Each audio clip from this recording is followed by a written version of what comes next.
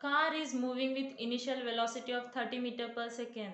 एक car move होता आहे with the velocity of 30 metre per second. Initial velocity आपल्याला दिलेला आहे 30 metre per second. The brakes are applied. जेव्हा ब्रेक अप्लाय केल्यानंतर car receives an acceleration of -2 metre per second square. इथे acceleration मिळाला -2 metre per second square. So how far will it have gone. किती लांबपर्यंत ते जाईल. आपल्याला इथे डिस्टन्स काढायचं आहे, किती लांब डिस्टन्स ते जाऊ शकेल.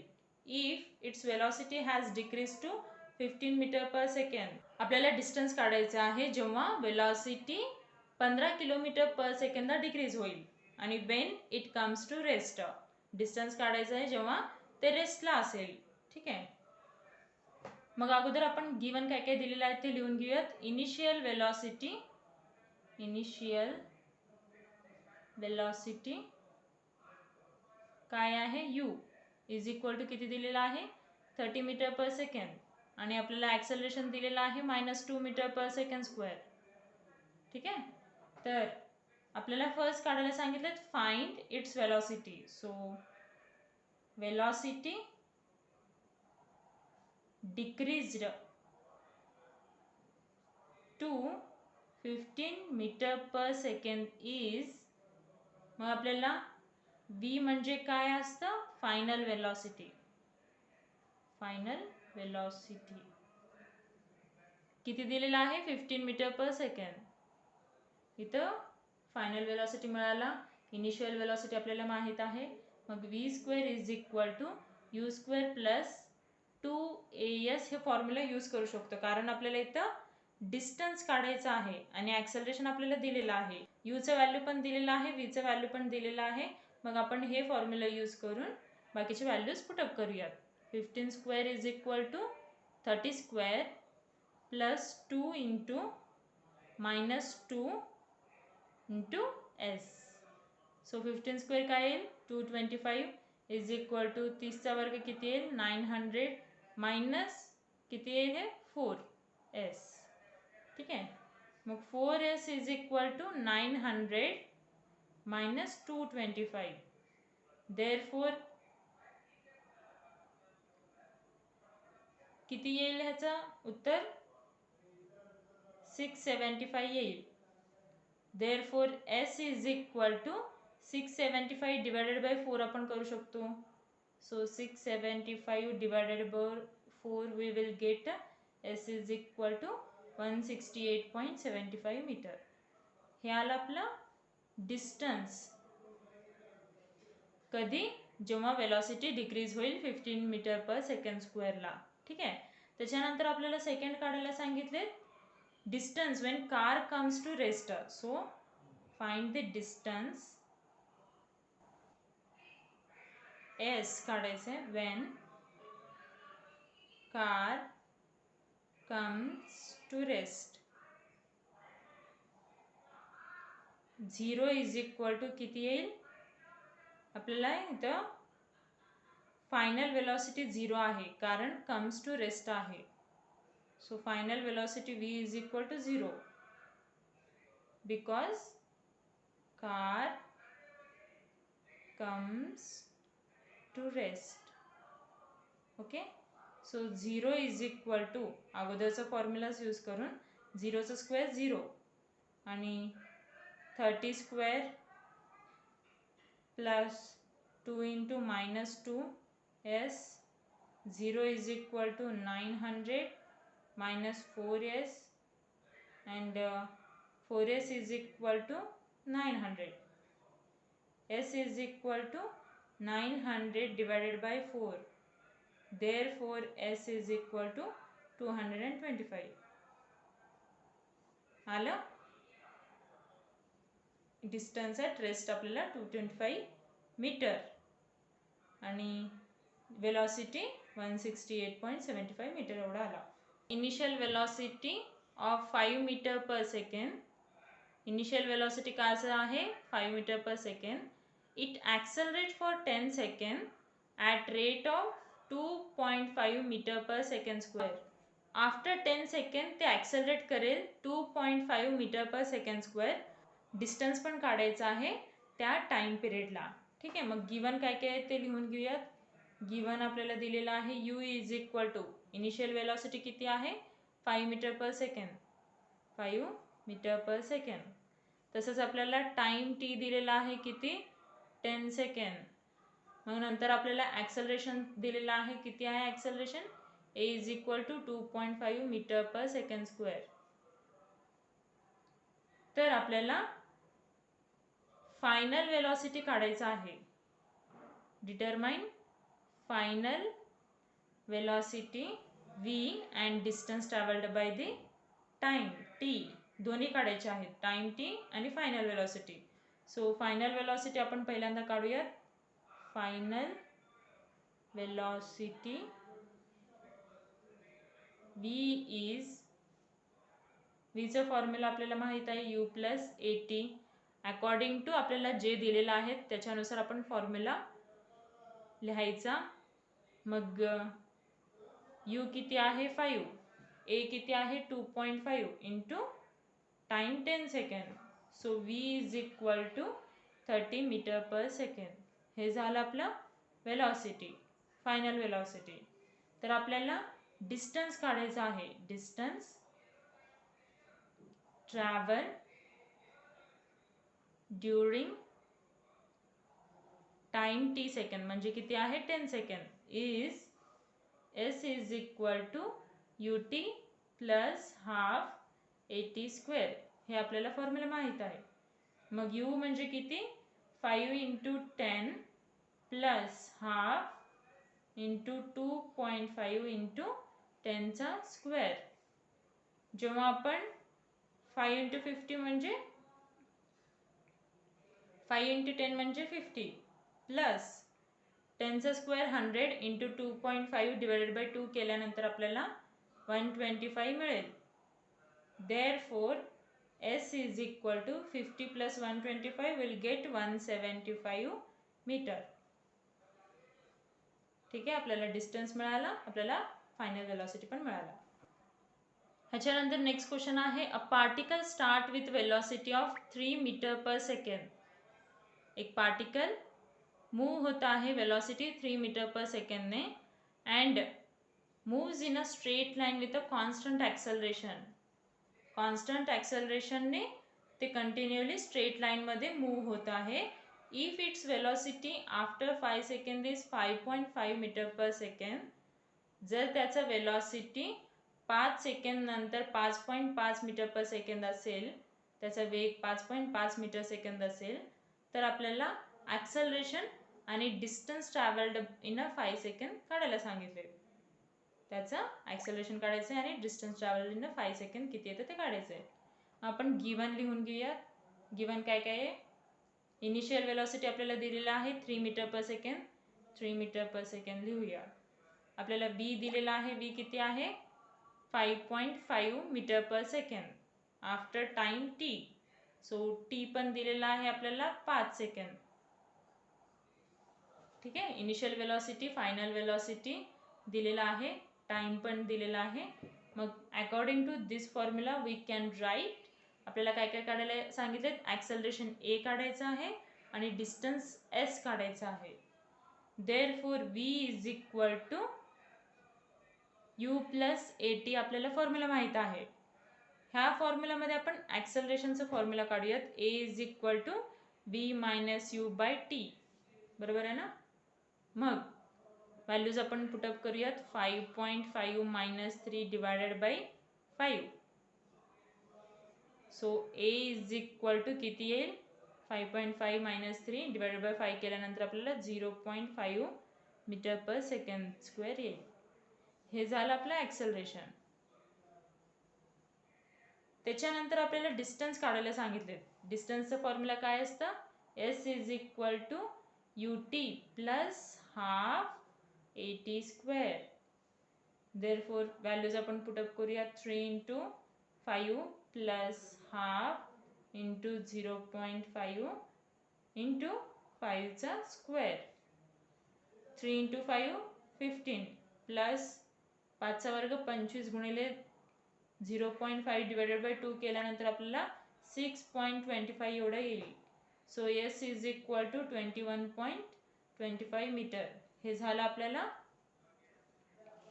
हे मिळालं आपल्याला final answer, distance travelled in 5 second. ठीक आहे, 5 सेकंडला आपल्याला एवढा डिस्टन्स मिळाला.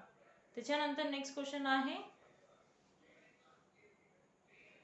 अ railway wagon moving at a 54 km per hour attains a velocity of 72 km per hour and covers the distance of 700 meter. एक रेल्वे गाडी मूव होता आहे 54 किलोमीटर पर आवरने. जेव्हा वेलॉसिटी 72 किलोमीटर पर आवरने जात असताना डिस्टन्स किती कव्हर केला, 700 metre. So find uniform acceleration of the wagon. आपल्याला त्या गाडीचं ॲक्सेलरेशन काढायचं आहे, युनिफॉर्म ॲक्सेलरेशन काढायचं आहे. आत्ताच आपण ॲक्सेलरेशनचं फॉर्म्युला बघितलो. सो अकॉर्डिंग टू दॅट आपण पुन्हा तसंच करणार आहोत. गिवन काय काय दिलेलं आहे ते लिहून घेऊयात. इनिशियल वेलॉसिटी किती आहे, 54 किलोमीटर पर आवर आहे. बघा इथं किलोमीटर पर आवरचं आपल्याला मीटर पर सेकंडमध्ये कन्वर्जन करावं लागेल. मग किलोमीटर म्हणजे 1 kilometre is equal to 1000 metre. बरोबर आहे ना. मग 1 hour is equal to 3600 second. Therefore u is equal to 54 into 1000 divided by 3600. तेव्हाच आपल्याला सगळ्यांचं केल्यानंतर आपल्याला 15 मीटर पर सेकंड एवढा आन्सर येईल. मग यूचं व्हॅल्यू आलं आपल्याला 15 मीटर पर सेकंड. तसंच सेम आपल्याला फायनल वेलॉसिटी पण काढायचं आहे, कारण वेलॉसिटी आपल्याला 72 किलोमीटर पर आवरमध्ये दिलेलं आहे. मग पुन्हा आपण v is equal to 72 kilometre per hour is equal to 72 into 1000 divided by 3600 will get. हे सगळ्यांचं गुणाकार आणि भागाकार केल्यानंतर आपल्याला 20 मीटर पर सेकंड एवढा आन्सर येईल. ठीक आहे, आपल्याला व्हीचं व्हॅल्यू पण मिळाला आणि यूचं व्हॅल्यू पण मिळाला. मग आपल्याला एस दिलेला आहे, किती दिलेलं आहे, distance 700 metre.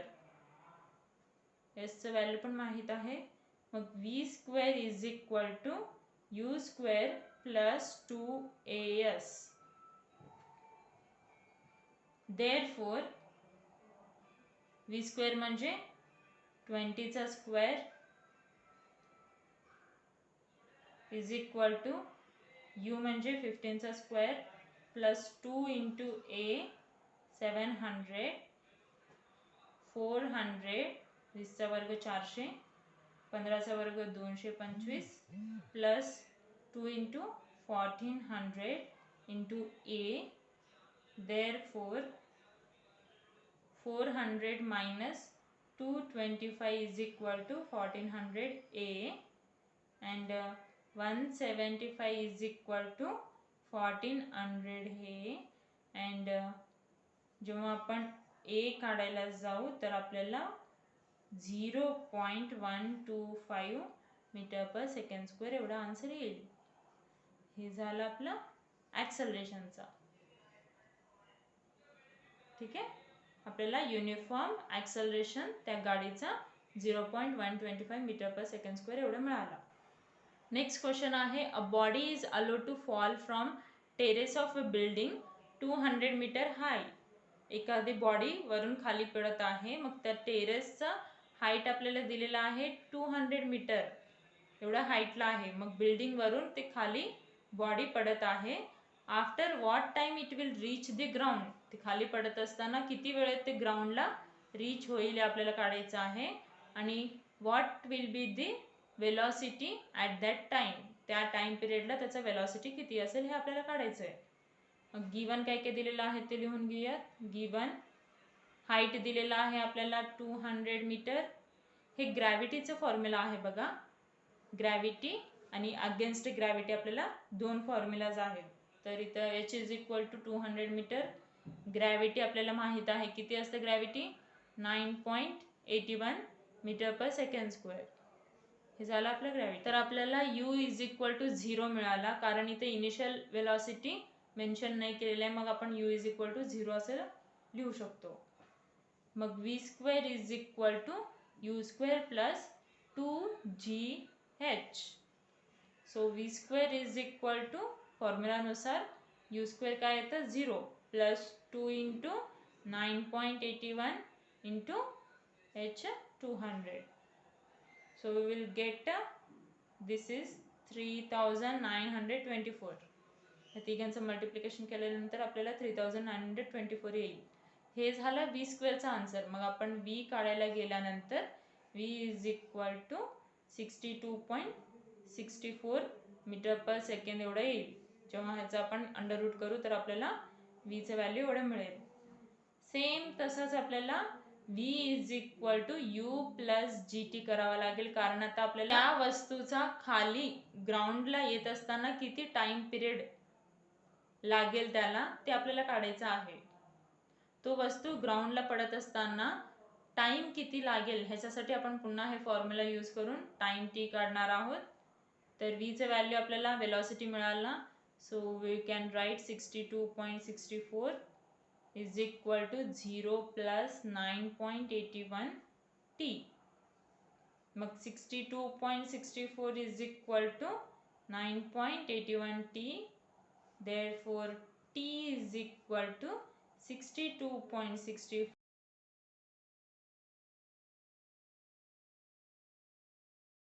is equal to जेव्हा आपण ह्याचा भागाकार करू तर आपल्याला 6.385 सेकंद एवढा आन्सर येईल.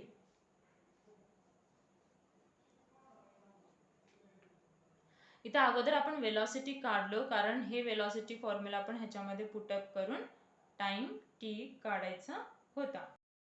लास्ट क्वेश्चन आहे, a body is thrown up with a velocity of 40 metre per second. एक बॉडी खालून वरती फेकल्यानंतर त्याचा वेग किती आहे 40 metre per second. Find the maximum height to which it will reach. जेव्हा खालून वरती फेकल्यानंतर मॅक्झिमम हाईटला कुठंपर्यंत पोहोचेल, मग ते आपल्याला हाईट काढायचं आहे. And time required to reach maximum height, तसंच त्या हाईटला किती टाइम पिरियड लागेल आपल्याला टाइम पण कॅल्क्युलेट करायचा आहे. अगोदरच्या क्वेश्चनमध्ये आपण काय करत होतो, बॉल वरून खाली पडलेला घेतलं होतं. मग आता आपण खालून वर म्हणजे इथं मायनस साईन येईल. मग अगोदर गिवन काय काय दिलेलं आहे ते लिहून घेऊयात.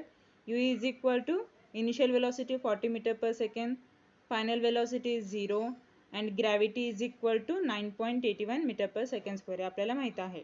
मग पहिला आपण टाइम टी काढूयात. v is equal to u minus g t. तर u चं व्हॅल्यू काय आहे 40 आणि v is equal to 0. So 40 minus g चं व्हॅल्यू 9.81 इंटू t. मग 9.81 t is equal to 40. Therefore t is equal to 40 divided by 9.81. मग t चं value आपल्याला किती मिळाला 4.077. मग ह्यालाच आपण राऊंड फिगर करून लिहूयात. t is equal to 4.08. हे आलं आपलं t. त्याच्यानंतर आपल्याला कॅल्क्युलेट करायचं आहे हाईट. मग तेच फॉर्म्युला आपण यूज करणार आहोत. Find maximum height. So maximum height h is equal to v square is equal to u square minus 2gh. v square is equal to 0, u square किती आला 40चा स्क्वेअर आणि व्हॅल्यूज पुटअप करूयात. मग 2 into 9.81h आपण ह्या साईडला घेऊयात इज इक्वल टू 40चा स्क्वेअर म्हणजे 1600. Therefore h is equal to ह्या दोघांचं मल्टिप्लिकेशन केल्यानंतर आपल्याला 19.62 येईल. 19.62 h is equal to 1600. Therefore h is equal to 1600 divided by 19.62 आणि h चं व्हॅल्यू येईल 81.549. ह्याला आपण राऊंड फिगर करूया. h is equal to 81.55 metre. ठीक आहे, आता होमवर्कसाठी काही क्वेश्चन आहेत ते तुम्ही सॉल्व करा.